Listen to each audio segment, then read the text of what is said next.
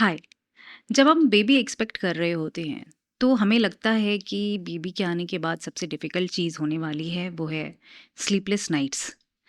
लेकिन मेरे लिए सबसे डिफ़िकल्ट चीज़ स्लीपलेस नाइट्स नहीं थी। मेरे लिए डिफ़िकल्ट थी अपने आप को खुश रखना। ऑफ़ कोर्स मदरहुड दुनिया का सबसे खूबसूरत फीलिंग है। लेकिन माँ बनने के बाद आपकी पूरी दुनिया बदल जाती है। आपके प्रायोरिटीज़ बदल जाते हैं, आपकी लाइफ़ बदल जाती है, आपके बॉडी बदल जाती है, आपकी रूटीन बदल जाती है। कभी-कभी आपको लगेगा कि आप पूरी तरीके से बदल चुकी हैं। पहले 6 महीनों में एक न्यू मॉम एंड एक वर्किंग मॉम के रूप में मैंने बहुत सारे अप्स एंड डाउन्स देखे हैं। कुछ-कुछ दिन बहुत खूबसूरत थे और कुछ-कुछ दिन लगता था कि मैं बस पूरी दिन रोती रहूँ, बिना किसी वजह के। कोई रीज़न नहीं है। लेकिन इस जर्नी में अ, कुछ छोटी-छोटी चीज़ें हैं, कुछ छोटी-छोटी बातें हैं, जिन्होंने मुझे इस मदरहुड में खुश रखने में बहुत हेल्प की है। आज इस वीडियो में मैं कुछ 5 चीज़ें शेयर करूँगी which helped me to overcome my postpartum depression. So number 1, stop chasing perfection. You know माँ बनने के बाद मेरे पास टाइम की बहुत कॉन्स्ट्रेंट हो गई। टाइम बिल्कुल नहीं है, मेरा घर बिखरा हुआ है, मेरे सिंक में बर्तन पड़े हैं।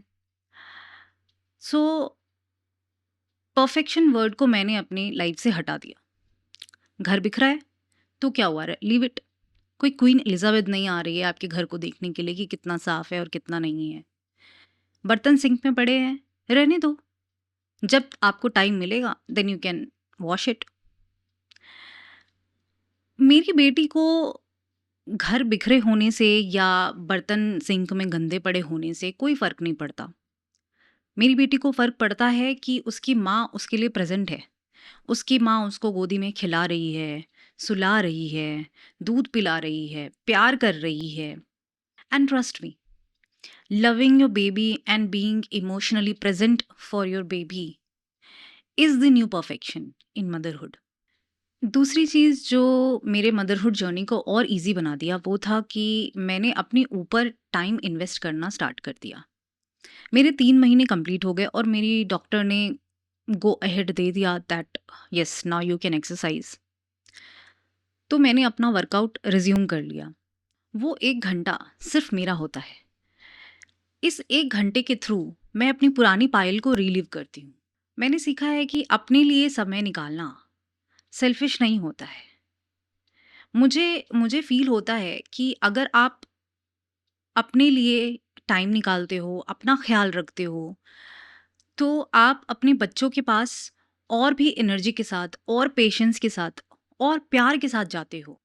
तीसरी चीज़ जो सबसे इम्पोर्टेंट है, which is build a small support system. I have a very understanding and supportive husband, my biggest support system। ये जो मैं अपने लिए 1 घंटा वर्कआउट का या फिर कुछ भी अपने आप पे टाइम इन्वेस्ट करने का सोच पाती हूँ, कर पाती हूँ, that is only because while I do my things my husband takes care of my baby. He tells me कि तू जा कर ले, मैं देख रहा हूँ। देर आर फ्यू पीपल जिनसे मैं हर दिन बात करती हूँ वीडियो कॉल पे, जैसे कि मेरी बहन हो गई, मेरे कुछ बचपन के दोस्त हो गए। ज़्यादा बड़ी सपोर्ट सिस्टम नहीं, छोटी सी ही हो, लेकिन ऐसे लोगों की सपोर्ट सिस्टम हो जो तुम्हारी प्रॉब्लम को सुने, तुम्हें बिना जज किए हुए। बिकॉज़ मदरहुड ऑलरेडी बहुत लोनली फ़ील होता है। बहुत ही ओवरवेलमिंग फ़ील होता है। एंड ऐसे सिचुएशन में अगर आप किसी ऐसे इंसान से बात करोगे, अपनी प्रॉब्लम शेयर करोगे, जो तुम्हें जज करे, तो that is not going to help you. So, building a positive support system is very, very, very important. Number 4, accepting help without guilt। एक चीज़ जो मैंने बहुत मुश्किल से सीखी, वो है हेल्प एक्सेप्ट करना बिना गिल्ट के। शुरू-शुरू में मुझे हमेशा ऐसा लगता था कि बेबी के सारे काम मुझे ही करने चाहिए, मैं ही करूँगी। सुलाना है, खिलाना है, दूध पिलाना है, घुमाना है, सब कुछ मैं ही करूँगी। इवन मैं थक जाती थी, फिर भी मैं सोचती थी कि मैं ही करूँगी। मुझे गिल्ट होता था कि मैं नहीं तो कौन? मैं नहीं करूँगी then I will not be a good mother. This guilt was making me do and making me tired because सारा काम मुझे ही करना था। But now I have hired a help who looks after my baby when I am not around, या फिर मैं कोई काम कर रही हूँ, किसी काम में बिज़ी हूँ, या फिर मुझे एक 30 मिनट्स का पावर नैप लेना होता है। This is a big help and हमें बिना गिल्ट के इसको एक्सेप्ट करना चाहिए। ये नहीं दैट मैं माँ हूँ तो मैं ही करूँगी, otherwise I am not a good mother. इस गिल्ट को निकालना पड़ेगा, तभी आप एक अच्छी मदरहुड जर्नी को जी पाओगे। क्योंकि मैंने रियलाइज़ किया है कि जब मैं अपना ख़्याल रखती हूँ, जब मैं रेस्ट करती हूँ, तो मैं अपनी बेटी के पास और भी पेशेंस, प्यार के साथ जाती हूँ। एक और चीज़ जो मैंने मदरहुड के बाद सीखी और जिसने मेरी मेंटल पीस पर बहुत बड़ा असर डाला, which is set your personal boundaries. Motherhood already इतना ओवरवेलमिंग होता है और मुझे अपनी एनर्जी, अपना टाइम उन लोगों पे वेस्ट नहीं करना है जो मुझे कॉन्स्टेंटली एंग्शियस या एंग्जायटी फ़ील कराते हो, या गिल्टी फ़ील कराते हो, या कॉन्स्टेंटली मुझे सैड फ़ील कराते हो। I don't want to waste my energy और टाइम इनटू दीज़ पीपल।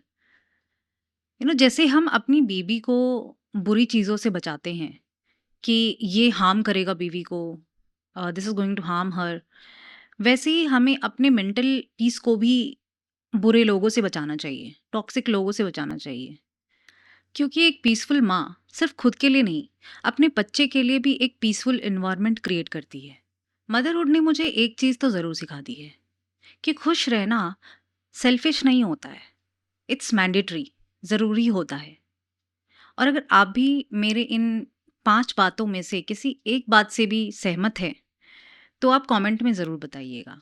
मिलते हैं अगली वीडियो में, तब तक अपना और अपने लिटिल वन का बहुत सारा ख्याल रखिए।